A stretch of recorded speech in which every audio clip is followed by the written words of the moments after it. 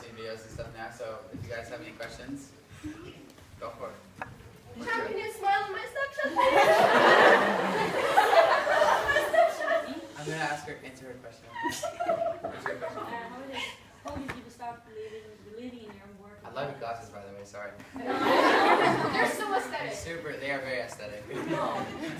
Wait, sorry, what was it? How did you start believing in your own work and talent? Believing in your own work and talent. I was really lucky. Like, the fact that before I released my first single, I had a lot of fans, just from doing covers and stuff. So I think, if I didn't have that fan base before I even released Life of the Party, I probably maybe wouldn't have had the confidence to do it. So I was very lucky. I had already people supporting me from the beginning, which was really awesome. Yeah. And what did that tell us about Norwegian Norwegian girls? girls. Your sense of humor. You guys are very funny and super sarcastic, which is awesome. In the back. How do you like Norway so far? I love it. It's actually, last night was probably one of the most beautiful things I've ever seen in my life. Was we have the balcony and it's like by the water, the fjord, I think it's called. And obviously because the sun doesn't set until like almost 11 o'clock. So it was like 10:30 at night and it was still light outside and it was obviously raining all day yesterday and it was gorgeous. I couldn't believe how nice it was. I can't believe it's sunny for so long here. You guys just never go to sleep. How are you? I'm good. I'm very good. I'm good. It's been a really good tour and fun. The last few tours I did, I was pretty exhausted during them, but this one we planned out so that it was like a show, an off day, a couple shows, a couple off days, and so I've had a lot of time to relax and enjoy it, which is really fun. Yeah. Yeah. What's your question? What are you looking for in a girl? What am I looking for in a girl?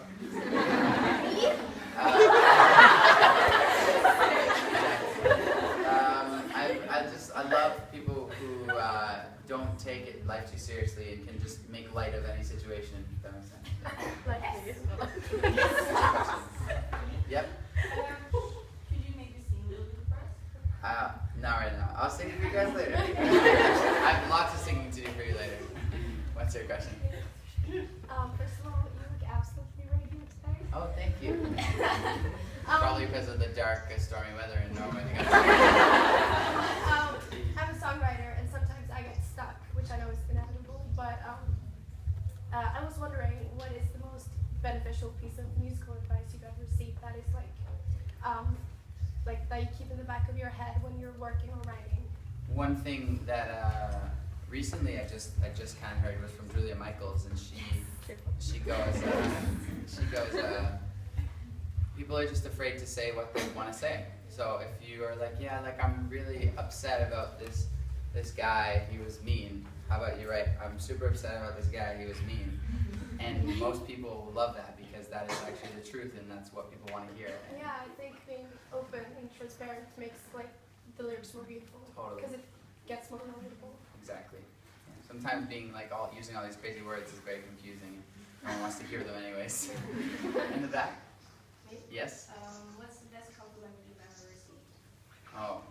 I got off stage, one of my favorite compliments I ever got was from James C.W. I got off stage in Stockholm and he goes, tonight felt very, what did he say? He felt like it was something from another era.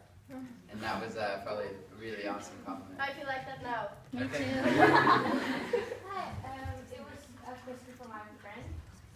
And she's asked, is it hard for you to be down to earth when you have all this media around you? Sometimes, but I think in a weird way, it actually makes you even more humble. And when you have everybody around you waiting for you to be, maybe cocky, it kind of makes you think about it more. And the last thing you want is to be cocky, so you think about being humble more. And so I think it's worked backwards for me. Yeah. I think I was more of a jerk when I was younger. What's your question? Me? Yes.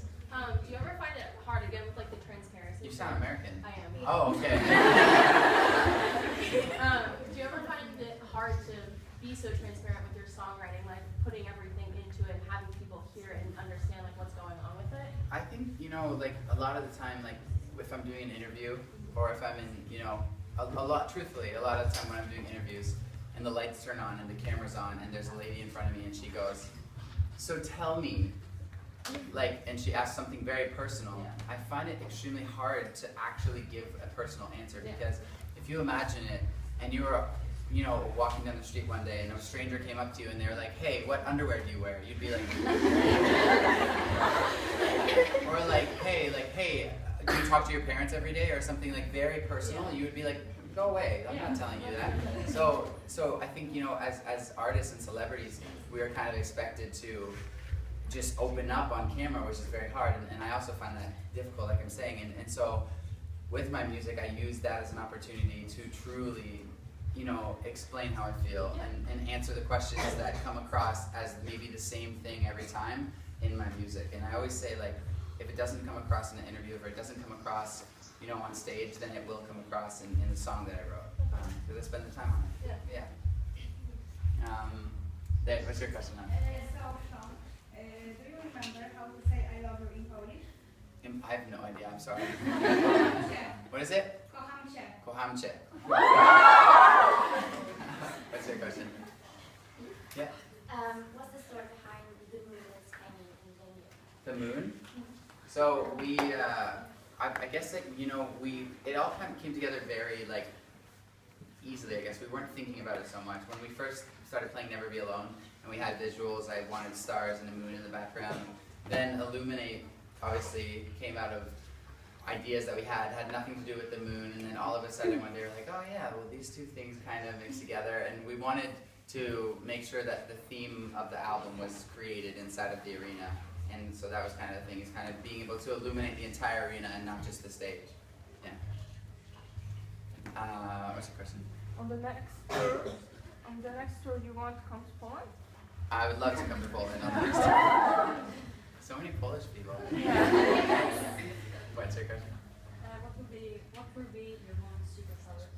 If I could have one superpower, I wish it is that I wish I could teleport, so that I could teleport home and then come to play the show and then back home. And then, but yeah. So yeah, what's your question? What is the most challenging thing about having a career as an artist? I don't think it actually has. I think there's a lot of, how do I say this? I guess in every career, whether it's, you know, whether you're an artist or you are a soccer player or you're an accountant or a lawyer, everybody has this already created thought of what you are like and what your job entails and how you are.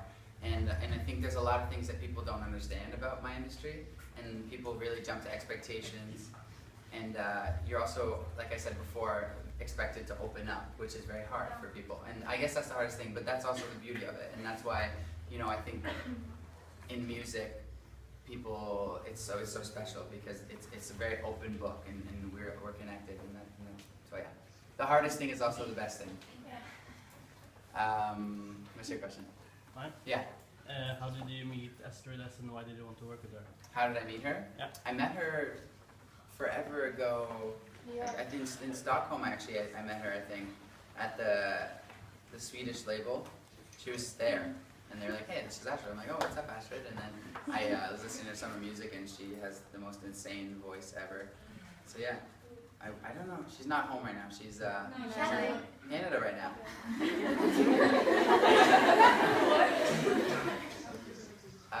What's your question? How can someone like get to know you? Because I feel like if you don't already do or know someone that does, it's kind of hard. I wonder the same. So how can somebody get to know me? Yeah. Well, I guess you'd have to spend a lot of time with me. But I will say, That's easier than it sounds. it's easier said than done, and sure. But I will say, you guys know me very well, and I'd like to think that as an artist, I am very open to you guys, truthfully. If I could spend a day with all of you, I would, but that's really impossible. But yeah. What's your question? Is there anything you fear about the fame? Anything I fear? Yeah. I fear that one day maybe I won't be able to walk around the streets, but I still will. I'll always walk the streets. What's your question? When life on tour becomes too much? The biggest thing for me is putting things in perspective. So if I feel like tour is exhausting and I want to get home, I always try to remember when I'm home and I want to be on tour. Because the grass is always greener on the other side. I'm sure you've heard that a million times, but it's really true. It is. Way in the back, sitting down. Yes. It's super hot in here. I'm so sorry, guys. I'm sweating too.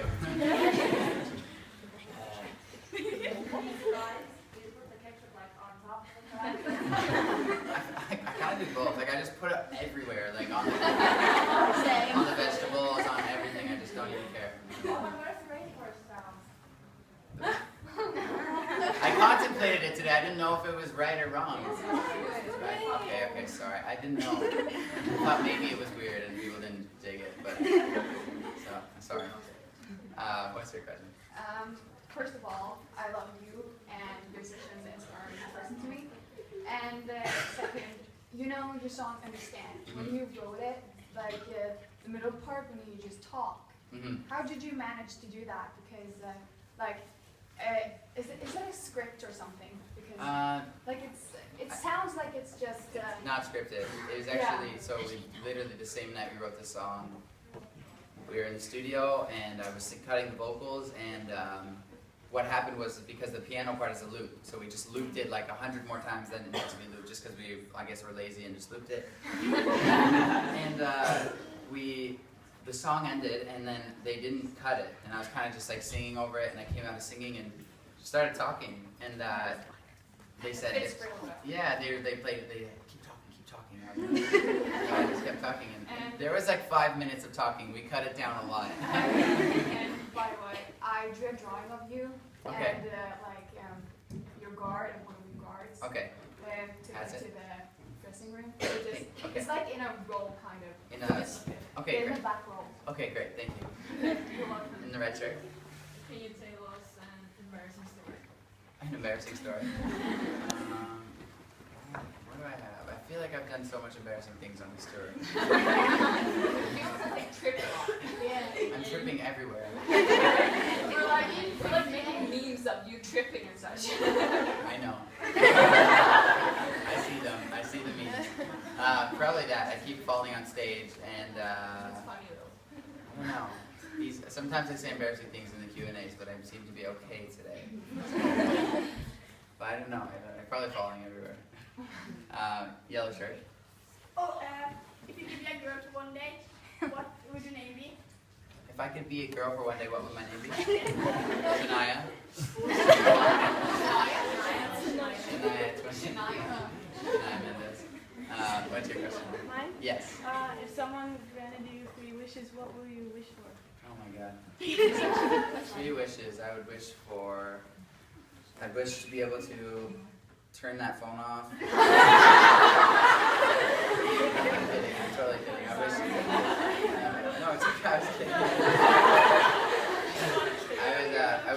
I wish to be able to play guitar like John Mayer. I'd wish for all sickness and disease to go away and never come back. And I would wish for people to be able to see music, and people can. What's it called again? There's something synesthesia. I don't know. There's a word for it, but I can't remember. There's some people who can actually see sound. See sound in color. So when they hear notes and stuff, they'll see it in color. Synesthesia. Yeah. Yes. And I wish that everybody had that because that would make concerts incredible. So yeah. You guys really have time for 3 more questions, okay? Sorry. In the very back here, you have people pointing at you. I'm gonna do her first. Yeah, okay. Have you tasted brown cheese? Brown cheese. I did think last year. maybe last year I tasted brown cheese. I can't remember what it tastes like. It's horrible. Sounds very bad. It's pretty good? Yeah. It gets better after a while. So I probably won't eat it. No, you have to eat it. Okay, I'll For try. us. What's your question? What is the story behind A Little Too Much? A little too much? You're gonna hear this tonight. You want me to say it again? Yeah. I've heard it already. You've heard it already. Like, it's my favorite song from Handwritten. Good, okay. Well, I guess I can give you guys a little bit deeper into the story.